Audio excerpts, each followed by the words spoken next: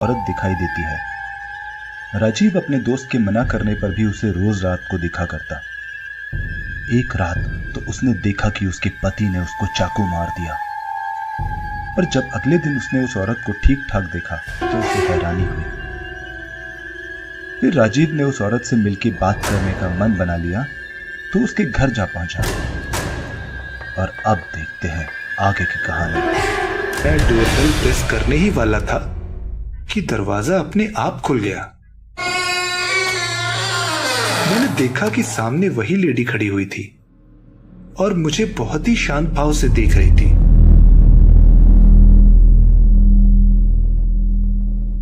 मैं कुछ बोलता इससे पहले वो खुद बोल पड़ी, अंदर आइए।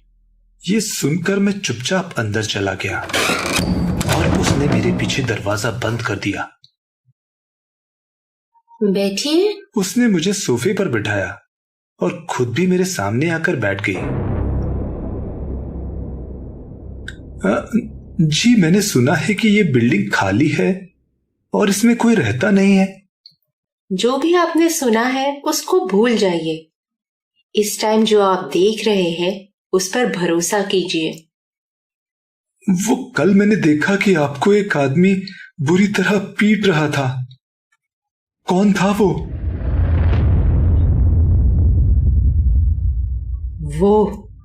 वो मेरे हस्बैंड थे।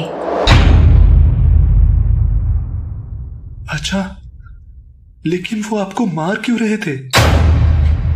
मेरा इतना कहते ही मैंने देखा कि कमरे से वही आदमी निकलकर बाहर आया और हम दोनों को गुस्से भरी निगाहों से देखने लगा।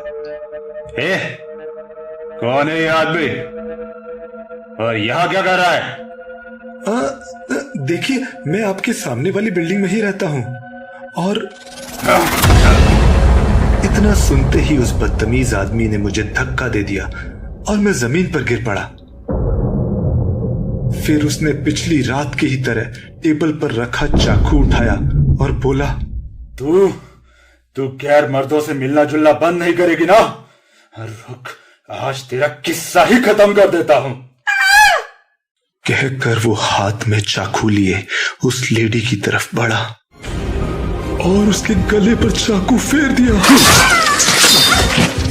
ये देखकर मैं एकदम से शॉक्ड हो गया।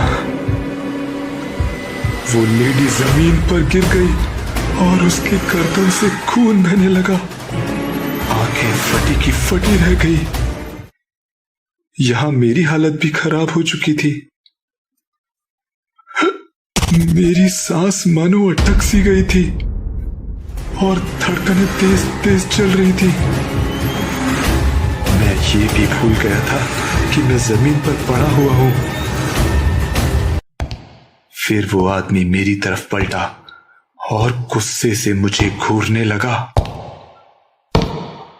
और अगले ही पल जो हुआ वो बहुत खौफनाक था।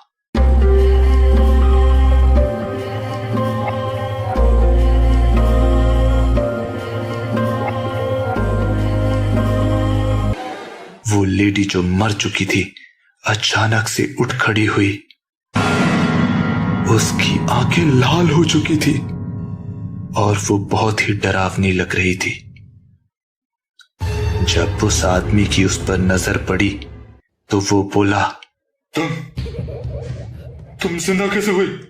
वो इतना ही कह पाया था कि वो लेडी उसके करीब बिजली की रफ्तार से गई और उसका गला पकड़ लिया। फिर उसके हाथ से चाकू छीनकर उस आदमी के पेट में उतार दिया। वो जमीन पर गिर के तड़पने लगा।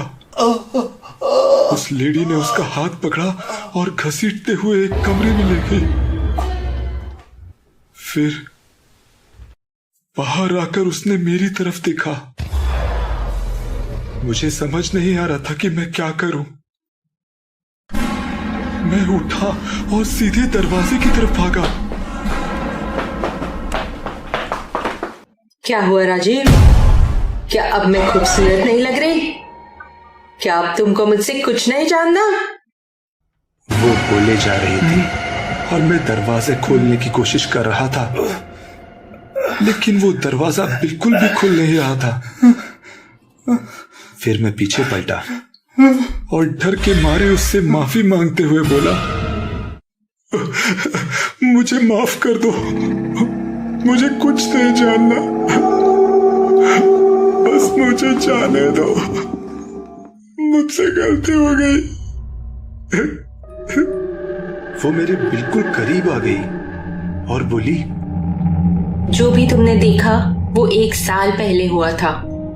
जिस फ्लैट में तुम रह रहे हो उसी फ्लैट में एक आदमी रहा करता था जो तुम्हारी ही तरह मुझे उस बालकनी से देखा करता था।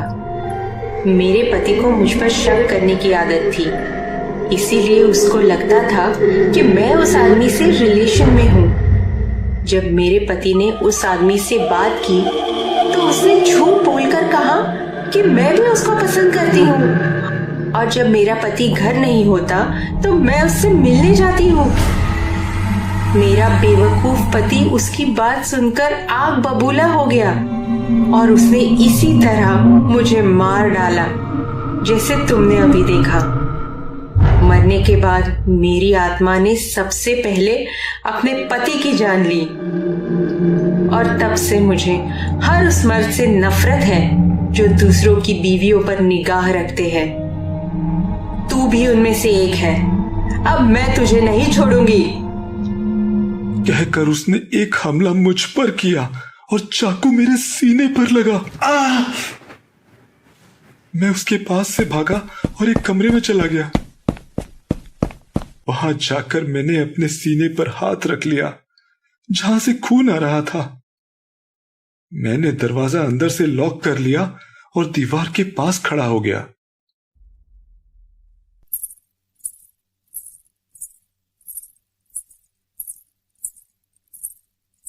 लेकिन जब वो आई तो दरवाजा अपने आप खुल गया। वो मेरे एकदम करीब आई और उसने एक हमला अब मेरे हाथ पर किया। मेरे मुंह से चीख निकल गई जब उसने मेरा हाथ पकड़कर मुझे जमीन पर गिरा दिया। अब मैं दीवार के सहारे जमीन पर बैठा था और वो गुस्से से चाकू हाथ में लिए लाल अंगारों जैसी आंखों से मुझे घूर रही थी। तुम जैसा समझ रही हो वैसा नहीं है। मैं यहां तुम्हारे साथ कुछ गलत करने नहीं आया था। कल मैंने देखा कि तुम्हारा पति तुम पर जानलेवा हमला कर रहा है, तो मैं यही देखने आया था कि तुम ठीक हो या नहीं। तू झूठ बोल रहा है। तू भी उसी आदमी की तरह है जिसकी वजह से मेरी जान गई थी।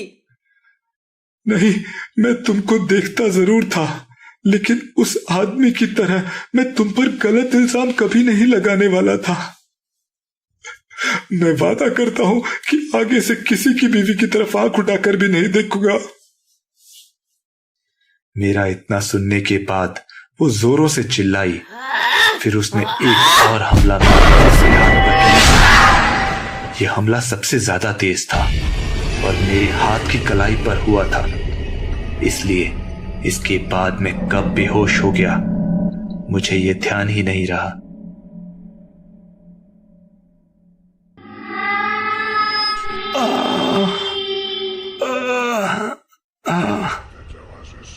सुबह जब मेरी आंख खुली तो मैं उसी कमरे में पड़ा था। उस लेडी की आत्मा गायब हो चुकी थी। मेरा काफी खून बह चुका था और आंखें ठीक से खुल नहीं पा रही थी। फिर भी मैंने मोबाइल पॉकेट से निकाला और इश्मित को कॉल किया। इश्मित बहुत तेजी से एम्बुलेंस लेके वहां पहुंचा और फिर मुझे हॉस्पिटल ले जाया गया।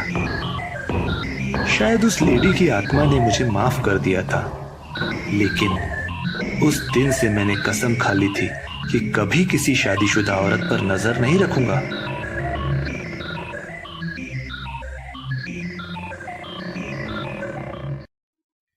मैं आज भी उसी फ्लैट में रहता हूं और आज भी सामने वाली फ्लैट की लाइट्स रात को अपने आप चालू हो जाती है।